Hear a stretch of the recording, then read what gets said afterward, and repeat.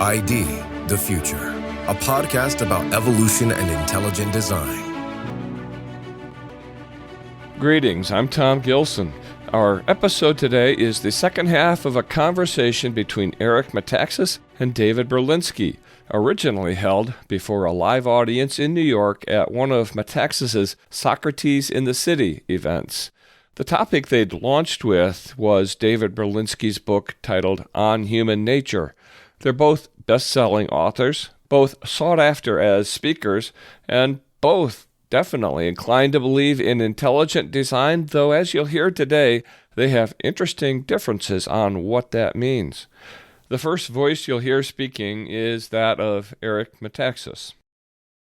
I want to turn a little bit. In the beginning of your book, Human Nature, you talk masterfully and to someone like me,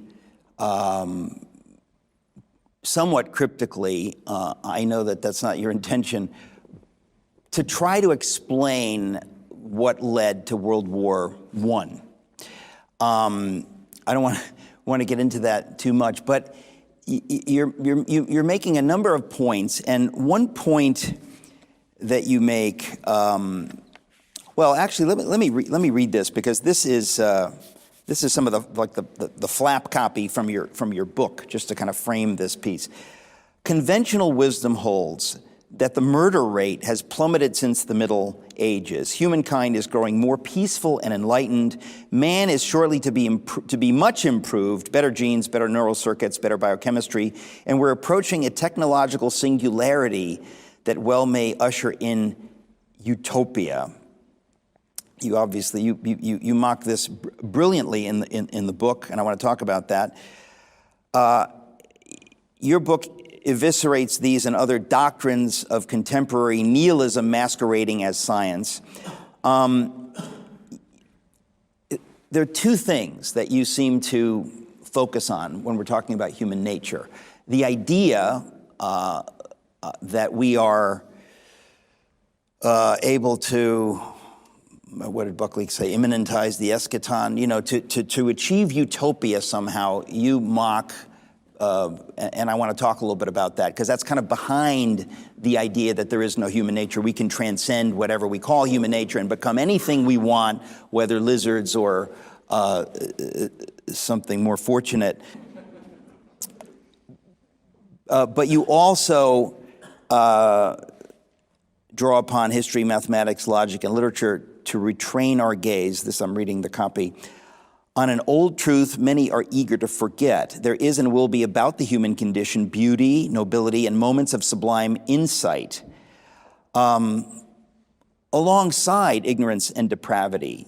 It's fascinating to me that you deal with both of those strains in talking about human nature. Maybe we can start just with this fiction that we've all been living with. It's like living with the Darwinian narrative. The idea that everything's getting better, the greatest thing ever was that we survived the Middle Ages and now we're enlightened and we have penicillin. Well, Steven Pinker became very well known for a claim that he borrowed from a variety of criminologists, like some guy whose name I've forgotten, very good criminologist. Manfred something. At any rate, Pinker argued there's been an 800-year decline in homicide rate. 800-year? 800-year, from decline 1200. Right. Okay, and you deal with this in one of the early chapters brilliantly. Please go ahead.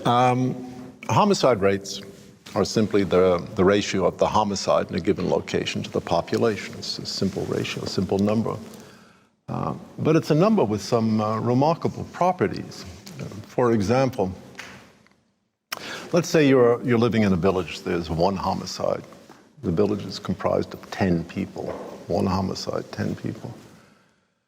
The village is located in East Anglia. And there's a population explosion in Peru. Should that affect the homicide rate? I mean, the homicide rate is the ratio of homicides to population. There's 10 people in that village and 1,000 newborn infants in Peru. Is the homicide rate 1/10 or 1/1,010? How do you make that decision? What's the choice? That's not an incidental question, by the way, in New York City, because the homicide rates for New York City can be computed by the borough, or by the state, or by the country, or by the world. How does it affect Pinker's larger point? I mean, he's making a vast The point is claim. that since the high point of the Middle Ages, say 1200 to 1300, the decline in homicide rates has been paralleled by an increase in population. So obviously, if those are the only parameters you've been considering, as the world gets larger, the homicide rates stay at medieval levels, modern homicide rates must appear to have declined from medieval homicide rates. H over P. P is getting bigger and bigger. H is staying the same, right? Yeah. Therefore, there's been an 800-year decline in the homicide rate. This is insanity as a form of reasoning. It's just insanity. But I mean, it goes beyond that, because what you say very powerfully in the book. Actually, I'll read it. Because we've all lived with this idea that everything's getting better, progress, everything's getting better, which is kind of vaguely tied into the idea of evolution. Everything will always get better somehow. You write, criminologists understand that terrible crimes took place in the 20th century. They are disposed to ignore them. These are the criminologists. Homicide is one thing, genocide another. Their business is the first, let others deal with the second. The distinction, you say, is entirely artificial. Homicide is murder and genocide mass murder. When the statistics pertaining to mass murder in the 20th century are acknowledged, they bleed through every calculation, forming a ghastly but ineradicable spike in the otherwise humdrum human record of murders undertaken in some sordid hotel room or in the alleyway behind the Bahnhof or in a field of winter wheat. It is in this sense that the 20th century, having introduced into human history crimes never before imagined, or if imagined, never before undertaken, is immortal and will, like the crucifixion, remain a permanent part of the human present. It is simply there, an obelisk in human history, black, forbidding, irremovable, and inexpungible. So a big part of your case against Pinker and this Pollyanna view, this utopianist view, is, the 20th century.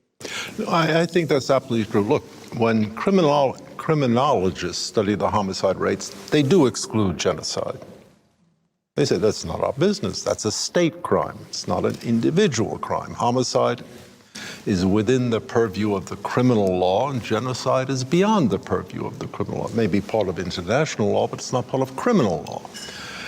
And therefore, they missed the blazingly obvious facts about the 20th century, that there were portions of the globe where the homicide rate converged to 1. That is, with a probability approaching certainty. If you happen to have been living in certain parts of Eastern and Central Europe, the probability that you were going to be killed, murdered, in fact, was very close to 1. There's no question about that. We know that's true for Nazi Germany. We know something similar, although not identical, was true for Stalin's Russia, Mao's China. We know it was true in Cambodia. These are new crimes in human history, and it's pertinent to observe that. When you factor in genocide, far from an 800-year decline in homicide rates, you have an explosion in homicide rates in the 20th century. An explosion. And I think it's seriously reprehensible to argue for a decline in homicide rates in the face of the sordid facts of the times in which we live. That's just a mistake. Well, but I mean, you're making it sound, I think, a little overly technical. The larger point you're making is that there is this utopianist view that seems to say human beings are more wonderful, obviously, than they actually are. And the 20th century is a rebuke to folks like Pinker and to anyone who says we're making progress. I mean, you don't really resolve it, but you stick it out there that there's a great mystery. Why, I mean, you don't say why, but you do imply in your larger discussion of human nature that there's this strange thing called evil. I don't know if you use that word, but I mean, if you read what happened in the 20th century and you list more than just what the Nazis did and what the Soviets did, it's chilling, and it works very strongly against this narrative that, hey, everything's getting better, technology is making everything wonderful. Well, I'm a strong believer in original sin, and as such, I can hardly be accused of having an overly optimistic view of human nature. I think it's a powerful doctrine, the most powerful doctrine of the Catholic Church, in fact, and convincingly and absolutely true. But you're not a Catholic. Not in the least. But you're not in the least. But you're. How could I be a Catholic? Have you read my Luther biography? Never. Well, there's a copy for you in the dinner room. No, I don't mean to make light of whether one is Catholic or not. But the larger point of original sin, it's a speaking as a pro-Catholic, non-Catholic, I subscribe to anything that I think is true, including this doctrine of original sin. It seems inevitable. The evidence for it, which you give just in citing what happened in the 20th century, I don't know how somebody gets around that. But when people like Pinker and others try to, I think they are maybe semi-wittingly rejecting the doctrine of original sin. Of course they are. Of course. That's right. Mean, Pinker would be the first to say he rejects it as a piece of medieval superstition. But you know, Dr. Johnson had a wonderful response. Boswell posed him the same question. Dr. Johnson, what do you think of original sin? And Johnson puffed himself up and said, with a considerable amount of asperity, he said, "Sir, the inquiry is not necessary for men as so avowedly and confessedly corrupt that all the laws of heaven and earth are unable to prevent them from the commission of their crimes." Surely that has a ring of truth. So, without using religious terms, you seem... There's not one word about religion in No, Johnson's remarks. I know, but you're nonetheless describing what I would call fallenness. You know, I don't. I mean, you seem to shrink from using terms like that, but that's the obvious implication when you're looking at a species, when you're looking at human nature, and you see this record. It seems like something. It's like everything else we're discussing. It's both. What a work of art is man. That has to be said as well. Who said that? Shakespeare. I know. It's you're right. So the other side, though, it's just interesting to me that you have some folks who are painting this rosy picture of human beings, and they seem to really be wedded to that narrative. And some of the folks that you've debated, Christopher Hitchens and others, and that you've taken to task in your books, they really did seem hostile to these facts. I think Christopher Hitchens was a little too intelligent to be taken in by his own rhetoric. And there was something of a showman about him. And I think he had to be that intelligent not to be taken in by his rhetoric. But I know what you mean. But go ahead. So you think he was basically making the points to make the points? Well, it was the same personality that insisted on dying flamboyantly in public. If he could have arranged a symphony orchestra at his last moments, he would have done so. And that was part of his charm. He was a very large personality. But what is much more interesting, people like the historian Yuval Harari, who looks forward to exactly this kind of utopian scenario where is he a transhumanist? Very much so. Okay. Very much so. He has a certain skeptical, moral skepticism as well, but he's a transhumanist. He believes in the promotion of human beings to a completely artificial form as a computer entity, something like that. What's very interesting about all these transhumanists is that they're in incredible hurry to get out of the human condition. having a human body seems an unbearable imposition to these guys. They'd much rather live as a robot. I'm being perfectly serious. Although, what does that even mean? I have no idea, but that's what they say. Yeah. They look forward to the acquisition of an entirely synthetic nervous system, vast computational powers, limbs of solid steel, that sort of thing. Just take a little Adderall. What's that? Never mind. It's just so funny to me because I'm willing to try it if you have. I'm just saying, or I don't know. Maybe your generation would say just do a line of Coke or something. But the point is that the idea that they are still, they're not dealing with the heart of the matter. No, I agree. Right. It's being human. Right. With a human body, human experiences, human aspirations, and human failings. That's really hard to come to terms with that. Because for all of us, it ends in the same way. To get back to Hitchens for a second, there's another quote in your book. You say, Hitchens is prepared to denounce the Vatican for the ease with which it diplomatically accommodated Hitler.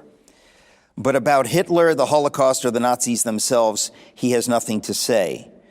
This is an odd omission for a writer who believes that religion poisons everything. I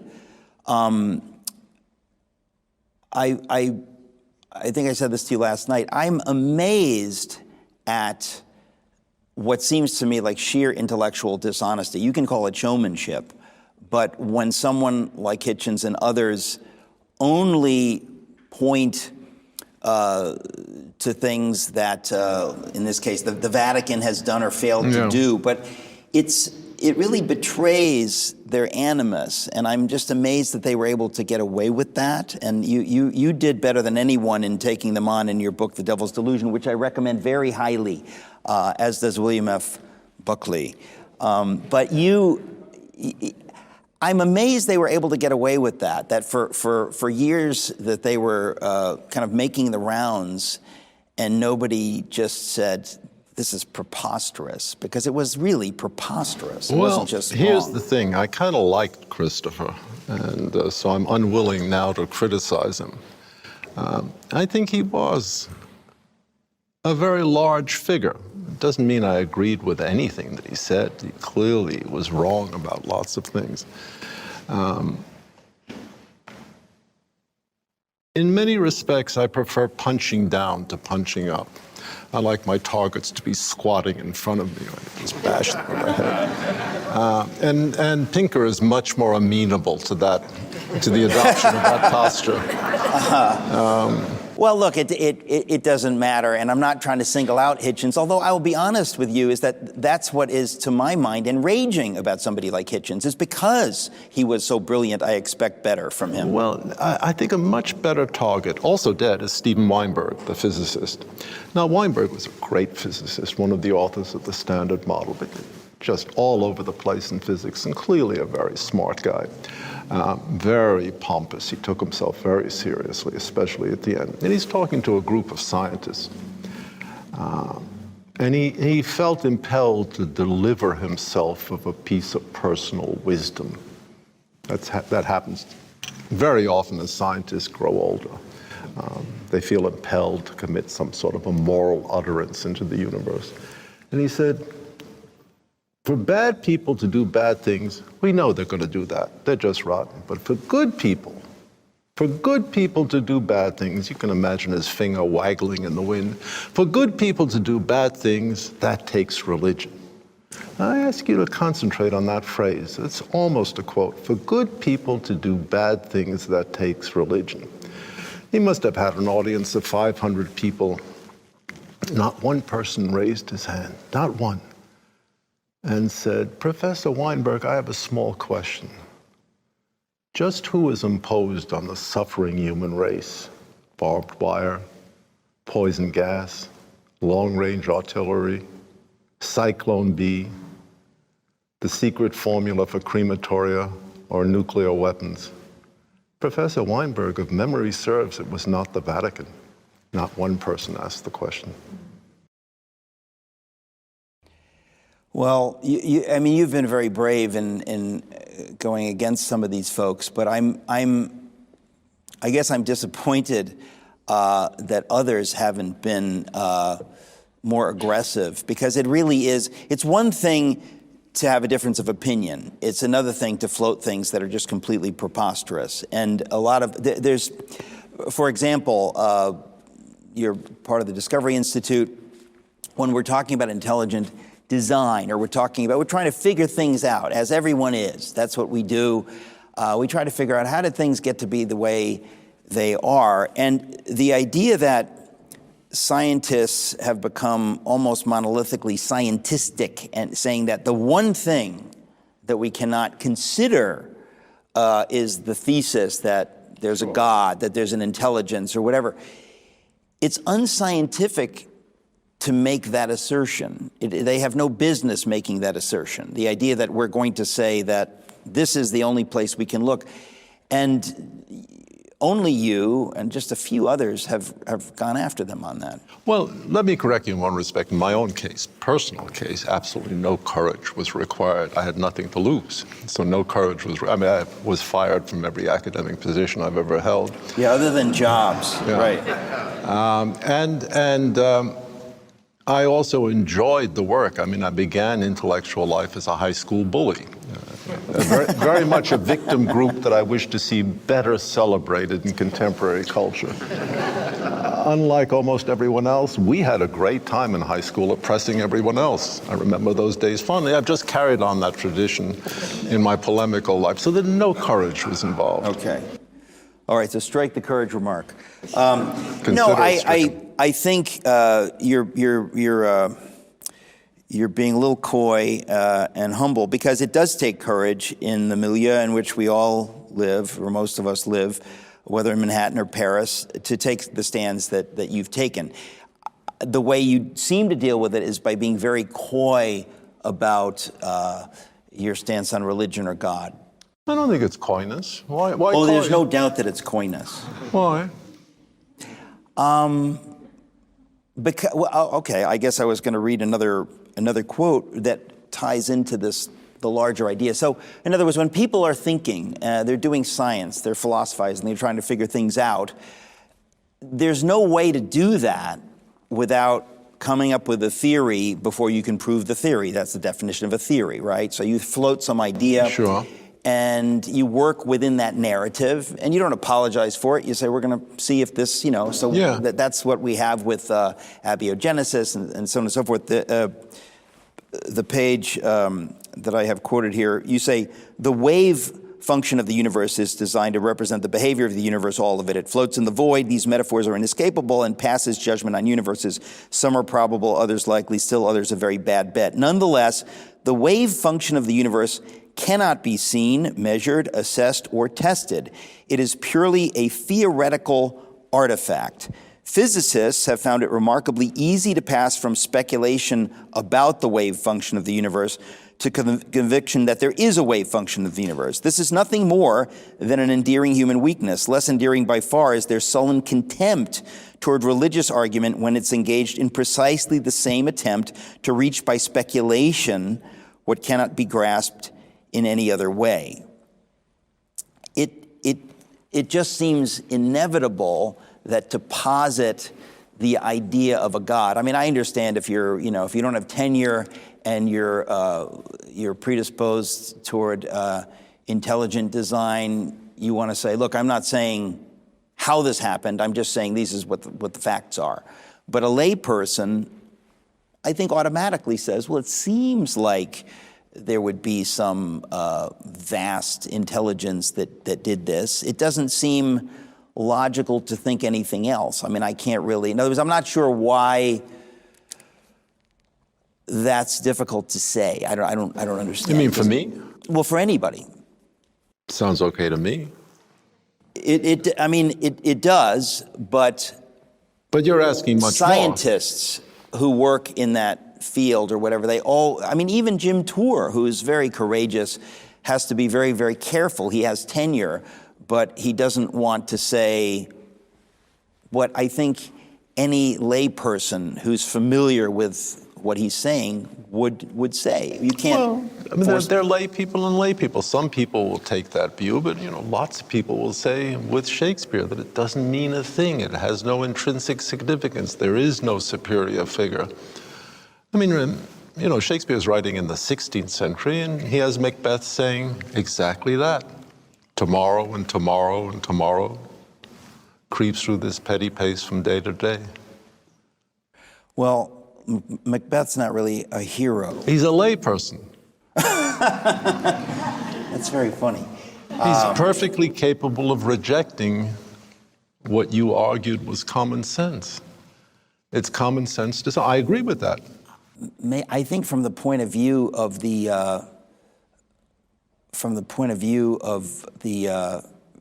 very early 17th century, it's logical, but it becomes less logical now that we know what we know.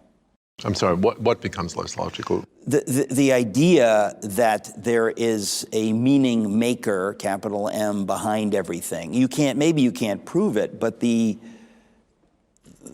more we seem to discover, the more it seems difficult to come up with another theory.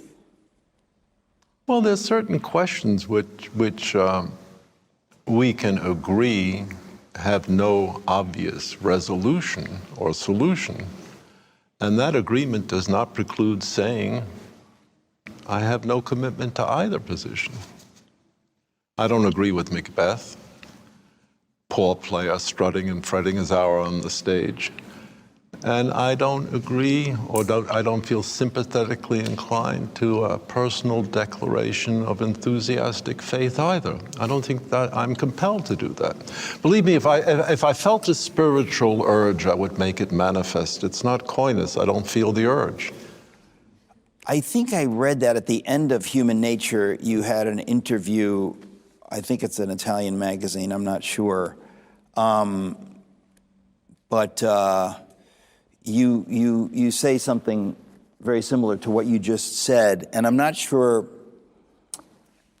that the connection makes sense to me. In other words, when you say a spiritual urge, to me, it's just logic, right? In other words, if I look at the fine-tuned universe, or I look at any number of things, it would lead me, like Robert Hoyle or anybody, to say it looks like some vast superintelligence has monkeyed with the physics. Yeah, but Eric, everything looks like something else. That's easy to say. There's no purchase in an argument because all metaphors are false, all similes are true. I'm just surprised you don't find that compelling. It's one thing to say that I don't have a spiritual inclination, but I'm just not clear on how you go from those facts to, abiogenesis, we haven't talked about that here, but the level of what's required. I agree with that. I agree with is Jim so Tor. staggering that I'm just knocked back with awe that this could have occurred, and it suggests some kind of, in other words, to me, it's just a logical inference. It's not like I feel like it's pushing something spiritually. It's just, maybe we don't know who is behind this. Well, but the point that I can't quite seem to grasp is, what is the logical inference? That a vastly creative, infinitely intelligent, probably personal force is to account for what we discover. What's the premise to that argument? It's the other theories falling flat. In other words, if you can plausibly state that we got here through accident, then people go, okay, we got here by accident, that makes sense. But look, Eric, but the more if time, that's your standard of success, then philosophers should be kings. That's an old joke about Socrates. And they should, He says to Meno, surely you'll agree, Meno, the night follows the day. Meno says, yes, Socrates, that's true. And the day follows the night. That's true too, Socrates. And Socrates says, therefore it follows philosophers should be kings. That's about the structure of the argument you've just offered. Therefore, it follows philosophers should be kings. It's complicated, therefore there's a personal God. That's an interesting claim. No, I think it's a valid argument. You've reduced what I was saying, because I don't think it's just complicated. In other words, I think the implication, listen, I don't think anyone can be forced to believe, but I think dealing with the facts at this point, it is so compelling that yes, it looks like there's a superintelligence behind this. So until we know that there isn't, or until we know what that superintelligence is like, why is it difficult to say, yeah, that's what it looks like? Because I don't find it compelling. Yeah. And I'm perfectly prepared to be compelled. Coin us again. But you haven't compelled me. So then what is well, I mean, I'm not here to compel you, but I'm just fascinated by how you process this. In other words, what is it about it? I don't know if you can describe how you find something not to be compelling, but I'm curious. In other words, what possibly could account for the grandeur of existence? Well, it used to just be the grandeur of existence, but now there's a level of what? The complexity and grandeur of existence. Well, and even complexity. I mean, the fine tuning. I don't know what that's not merely complexity. It suggests mind. Well, it suggests mind to you. It don't to me. It suggests something very complicated. It doesn't suggest mind to you. I'm fascinated by that. So I wish you could tell me more about that, because I'm just fascinated by how you're. I think that here's something actually that. Look, I'm an equal opportunity employer. You know, it doesn't matter which position I'm attacking. If I don't find it plausible, I don't find it plausible. Right. And the argument you've given, I've never found plausible. It goes back to Aristotle. But I didn't find Gödel's argument, recasting of the ontological argument, plausible either. And Gödel was a very great logician. He didn't make the case either. Let me read. I know we don't have too much I got all the time in the world. Time left. Let me read something that you wrote here. You write, if we are able to explain how the human mind works, neither in terms of a series of physical causes, nor in terms of a series of infinitely receding mechanical devices, what then is left? There is the ordinary, very rich, infinitely moving account of mental life that without hesitation we apply to ourselves. It is an account, frankly, magical in its nature. The human mind registers, reacts, and responds. It forms intentions, conceives problems, and then, as Aristotle dryly noted, it acts. And in none of this do we seem to be doing anything that can be explained or expressed in terms of what the brain does or what any machine can do. Mind is like no other property of physical systems, the physicist Eric Harth has reasonably remarked. It is not just that we don't know the mechanisms that give rise to it, to mind.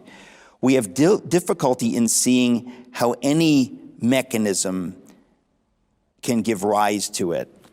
I think that's true. Well, you wrote it, so of course you think it's true. No, that doesn't follow. What? That doesn't follow. Oh, okay. But it is, at least for me, it rises to the level of being a staggering thing. No, the I mystery agree with of you, mind. It's just, it's not just, it's a mystery. It's a staggering thing. And the idea that people are so hostile to it that they would actually say, no, there's a naturalistic explanation. We're robots, that your mind is your brain, and so on and so forth. It seems silly. No, I agree with you. That's a meretricious point of view. To dismiss the grandeur and mystery of the mind is just clumsy reasoning. We have every reason to appreciate the human mind for what it is, something unlike anything else in existence. That's just a fact. We should appreciate the facts more, do less by way of theories. Well, even when you're talking about something like mind, trying to theorize about whether we're trying to theorize beyond the thing itself seems... It's magnificent.